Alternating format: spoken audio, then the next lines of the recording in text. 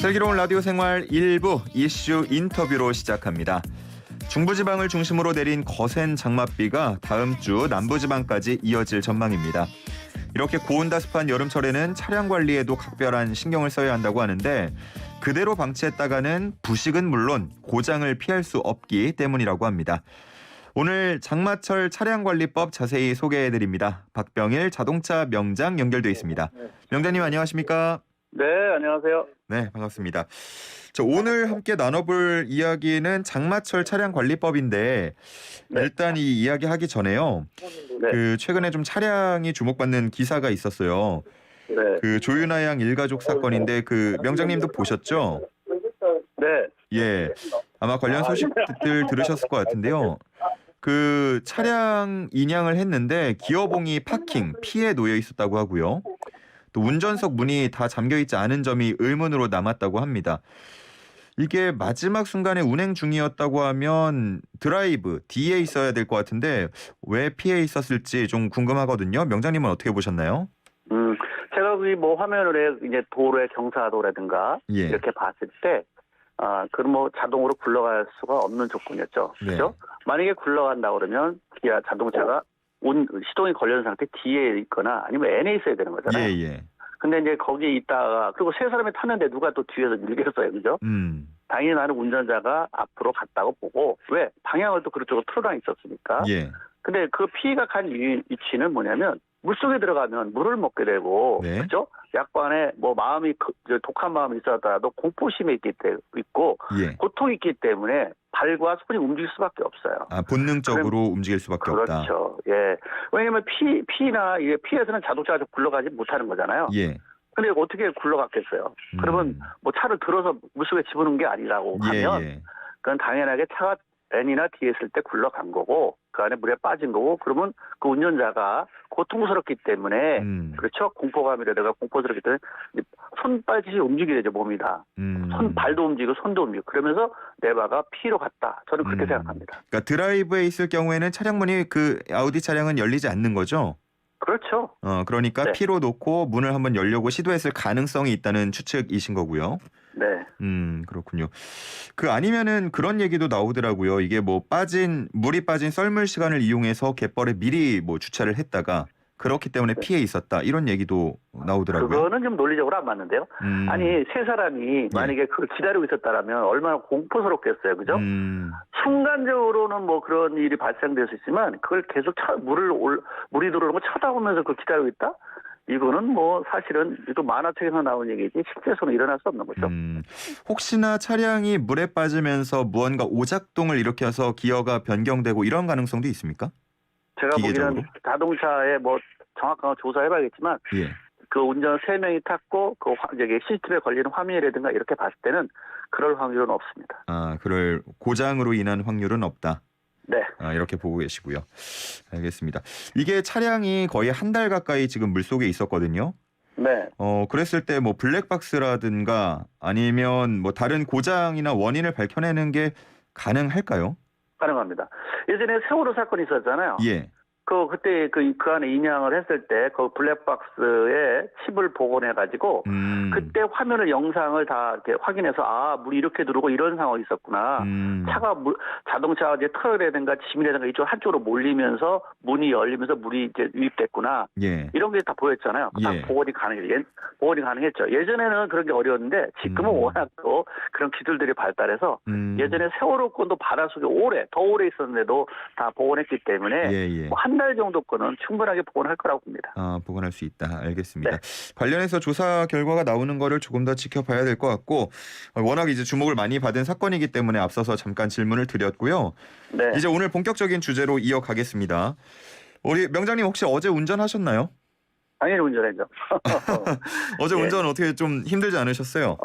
비가 많이 오니까 그렇죠. 예. 자, 우리가 이제 비가 많이 왔을 때 제일 중요한 게 우리는 제일 손쉽고 가볍고 누구나 다 아는 거는 타이어 깊이가 이렇게 어느 정도 되냐면 트레드 깊이가 3mm 이상이 돼야 돼요. 예. 왜냐면 차가 지나가는 차 보면 물을 헤치고 나가는 게 보이잖아요. 물살을 갈리면서. 예. 그러면 물이 빠져나오는 그 구멍이 필요한데 그 바퀴에 트레드 구멍이 있잖아요.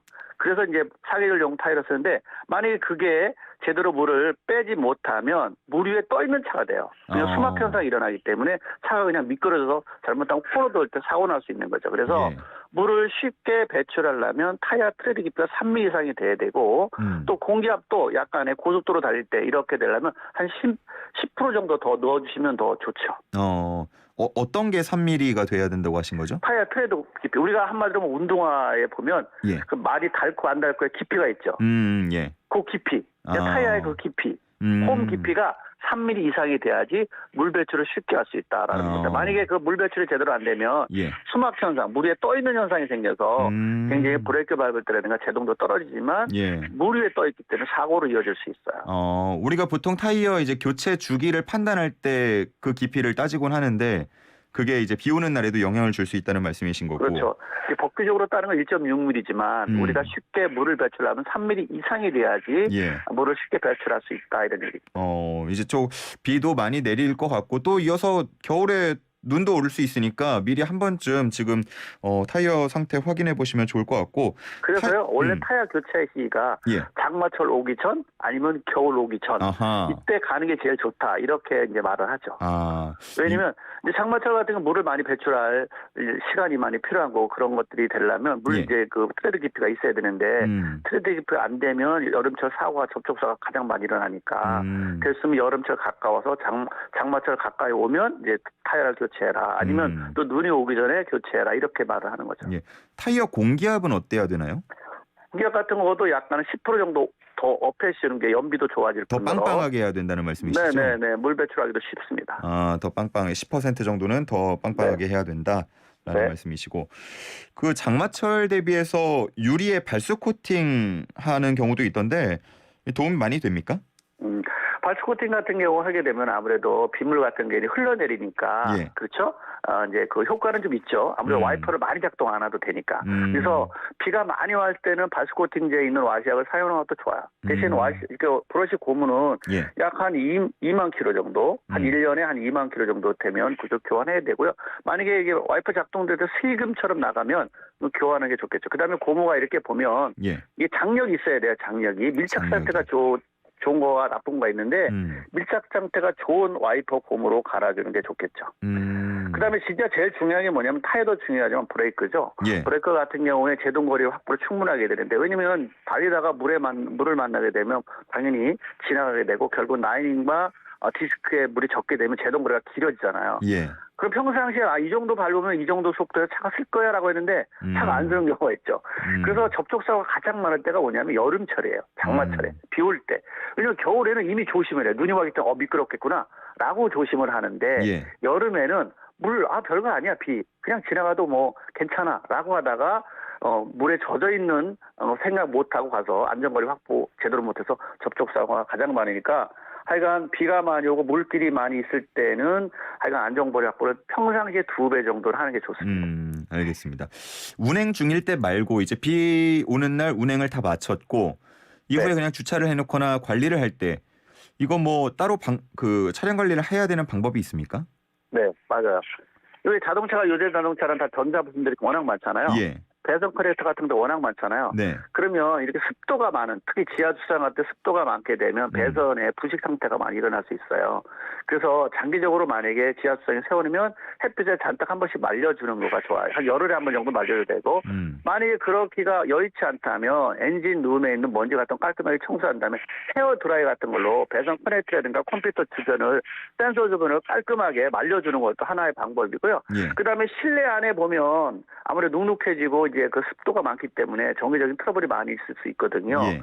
그래서 시트 밑에 그리고 앞쪽 크로스 판넬 밑에다가 뭘 놓냐면 숯이나 붉은 소금 같은 거 주머니를 달아놓게 되면 습도를 머금을 수 있어서 예. 거기는 어떤 전자적인 부품이라든가 거기 발생될 수 있는 커넥터 부식 상태를 방지할 수 있으니까 습도를 머금을 수 있는 굵은 소금이나 숯 같은 거를 달아놓는 것도 좋습니다. 그 예전에 뭐 물 먹는 땡땡 이런 거 놔도 됩니까? 물 먹는 땡땡 같은 거는 사실 좋죠. 사실은 좋은데 예. 중요한 건 물이 형성이 됐을 때 빨리빨리 빼줘야 되는데 아하. 안 해주면 만약에 브레이크 밟을 때 너무 어떻게 돼요? 만약에 엎드려지면 결국 더 망가뜨리니까 안 되는 거죠. 왜냐면 우리가 예전에 장롱에 넣어봤잖아요. 예. 얼마 있다 꺼내면 장마지나 꺼내면 그냥 물이 그냥 이만큼 쌓여 있잖아요. 네, 그렇죠. 그대로 그 장롱이야 그대로 서 있어야 되면 자동차로 움직이잖아요. 그러면 안 돼요. 알겠습니다. 네. 그 요즘에는 전기차도 많이 보이던데 비 오는 날 전기 차량의 안전 문제 뭐 이런 것 요즘에 뭐 문제 없습니까? 메이커에서 이거는 안 해주는 불편한 기술인데 예. 사실은 아무래도 가솔린이나 디젤, LPG 같은 경우에 물길을 막 지나가도 잘못돼봐야 시동 꺼지는 걸로 끝나는 거잖아요. 예. 그런데 전기차는 만약에 뭐 방수장치 잘 돼 있죠. 근데 안전장치 돼 있지만 만약에 작동 안 될 때는 480볼트에서 800볼트를 내가 고압을 맞게 되면 어떻게 될까요? 큰일 나는 거죠. 그러니까 그쵸. 가솔이나 디젤, LPG처럼 물길을 막 지나다니는 데가 이러면 안 되고 천천히 물길이 좀 바닥에 닿지 않도록 해줘야 되는 거예요. 그다음에 또 뭐 왜 그러냐면 예. 일반 차 같은 경우는 차당 바닥의 높이가 한 30cm 정도 되지만 네. 이 전기차 같은 경우 바닥의 높이가 17cm에서 19cm밖에 안 돼요. 그러니까 물이 어느 정도만 이렇게 지나가게 되면 물이 예. 배터리하고 연결될 수가 있다는 사실입니다. 특히 1톤 차 같은 경우는 배터리 메인 배선이 밑으로 내려와 있는 것들도 있어요. 그렇기 때문에 뭐 방수 처리는 돼 있지만 그걸 완벽하게 믿을 수 없기 때문에 예. 물 지나갈 때는 천천히 지나가야 되는데 우리 가솔린, 디젤, LPG 같은 경우는 물을 이 도로에 물이 잠겼을 때 아이디어 지나가도 돼 안 돼 할 때 바퀴의 반 이상만 안 넘어가면 돼. 그러면 엔진에 이상 없어 이렇게 얘기하잖아요. 근데 전기차는 그렇게 하면 안 됩니다. 아하. 네. 반에서 반 정도가 안전한 거예요. 왜? 높이가 낮으니까. 근데 만약에 뭐 똑같이 가솔린이나 디젤처럼 똑같이 생각해서 반 정도 되는데 지나가도 되겠다라고 하면 거의 배터리하고 물하고 만난다 이렇게 보셔야 돼. 그 위험할 수 있다 이렇게 보시면 됩니다. 그 전기차의 화재 사건을 많이 봤는데 혹시 전기차가 그 감전 사례도 있습니까? 뭐 충전하다가 감전할 수도 있겠는데 사실은 많지는 않아요. 그래서 비 오는 날 됐으면 충전하지 말아야 되고요. 또 이제 커넥터라든가 주변에 그런 것들을 이제 분명히 보호장갑 끼고 해야 되는 게 맞겠고. 근데 충전할 때는 절대 급속 충전하면 안 돼요. 될 수 있으면 어쩔 수 없이 고속도로 장거리 운행은 급속 충전을 하지만 80% 이상 하면 안 되니까 될 수 있으면 80% 이상 하면 안 되니까 급속 충전 됐으면 피하라. 만약에 급속 충전을 하게 되면 배터리 수명이 그만큼 짧아진다라는 얘기입니다. 그래서 일반 보통 충전 8시간 하는 게 가장 좋아요. 그래야 배터리 수명도 길어지고 열폭주, 그러니까 배터리가 화재라거나 폭발의 위험이 없다 이렇게 볼 수 있습니다. 알겠습니다. 그 이번에 차량 그 비 피해 그 사진들 보니까 중고차 매매 단지 침수된 사진들도 많이 나왔더라고요. 네. 이런 차량들 다 정비해서 판매가 되나요, 나중에? 거의 다 하죠. 그래서 우리가 중고차 할 때 이걸 잘 봐야 돼. 중고차 하면 예전에 울산에서 한번 비 와가지고 몇 년 전에 차가 한 1,000대 정도 물에 잠겼었잖아요. 맞아요. 그 차를 사가서를 다 중고하시는 분들이 대부분 사갔어요. 공업 사는 사람들이. 왜냐면 2대로 한 대 만들고 3대로 한 대 만들 수 있으니까. 그러면 고철로 사가지고 이제 차를 거닐 수가 있잖아요. 그래서 차 살 때는 항상 최초 등록지가 어디냐 이거 꼭 보시는 게 중요해. 만약에 울산차가 울산에 판매하는 게 아니라 거기서 온 차들이 각 지방으로 흩어지잖아요. 그렇게 되면 최초 등록지가 울산에서 갑자기 왜 울산차가 서울에 왔어? 갑자기 울산차가 인천에 왔어? 이렇게 되면 왜 여기 왔겠어요? 뭔가 문제 있다고 오른 거죠. 사실 확률이 있잖아요. 그리고 얼마 전에 또 몇 년 전에 또 청주에서 장민차가 있었죠. 그죠? 그 차가 갑자기 서울, 인천, 강원도에서 만약에 판매된다라면 이 차는 침수될 확률이 높은 차구나. 그렇기 때문에 이걸 족보를 다 깔 수 없기 때문에 우리는 뭘 해야 되냐면 중고차 살 때 항상 최초 등록지. 얼마 전에 요거 판매하기 전에 지금 위치에 지금 우리 인천에 와 있지만 이거가 있던 자리가 언제야? 라고 보면 청주에 있었어? 울산에 있어? 이번에 중고차 매매대 수원에 있었어? 라고 하면 약간의 의심의 꼬리를 갖고 있어야죠. 그 중고 차량을 사러 갔을 때 눈으로 볼 수 있는 문제들은 이미 다 처리를 해놓나요? 보통? 당연하죠. 예전에는 안전벨트 빼본다 이런 얘기인데 그건 다 처리하는 거고 그건 옛날 얘기고 지금 같은 경우는 거의 다 트렁크를 열어도 다 처리해요. 근데 이제 배선 커넥터 쪽에 이제 그럴 수가 있겠고 또 엔진 룸에 여러분 작은 구멍들이 보일 겁니다. 그죠? 그리고 이제 아무래도 물속에 들어가게 되면 황토 흑 색깔이 있기 때문에 만약에 칠 색깔이 황토 색깔이 좀 있다라고 의심할 필요가 있고 그다음에 다른 데는 세차 다 해도 볼트 구멍이 뚫린 데는 청소하기 어렵잖아요. 그렇죠. 그렇죠. 그런 데 한번 좀 볼 필요가 있겠고, 그다음에 이제 문짝을 열게 되면 플라스틱으로 된 스텝 카바가 하나 있어요. 예. 그걸 딱 열게 되면 배선 커넥터에 젖을 수가 있는 것도 있고, 또 실내에 들어갔을 때 향수가 아주 짙은 향수가 있다. 요거는 침수 차일 확률이 높아요. 예, 이제 그걸 감시하는 거지. 그죠? 코를 속이는 거죠. 그죠? 그다음에 또 뭐냐면 차에 탔을 때 약간의 무로지고 냄새 나는 차 있죠? 냄새. 요거는 다 거의 침수차야. 아하, 알겠습니다. 그 끝으로 하나만 빠르게 여쭤볼게요. 네. 지금 요즘 기름값 비싸져가지고 고민 많으시거든요. 네. 이럴 때 좀 저렴하게 운행할 수 있는 방법이 있습니까? 일단은 흡기 매니부터 카본 청소하는 거. 예. 그다음 배터리 공기압 10% 정도 올리는 것. 그다음에 점화 장치 이제 문제되는 거 수리하는 것. 그렇게 보시고요. 또 연비가 좋은지 안 좋은지 보려면 뒤에 머플러에 검은 거라든가 이런 디젤차도 검으면 안 돼. 깔끔해야 되고 예. 또 가솔린도 마찬가지. 그게 뒤 머플러가 검다는 얘기는 연비가 안 좋다 이렇게 볼 수 있죠. 그 주유비 아끼는 주유법이 있다고 들었는데요. 주유할 때는 기름을 그저 고속으로 대부분 넣잖아요. 셀프할 때. 예.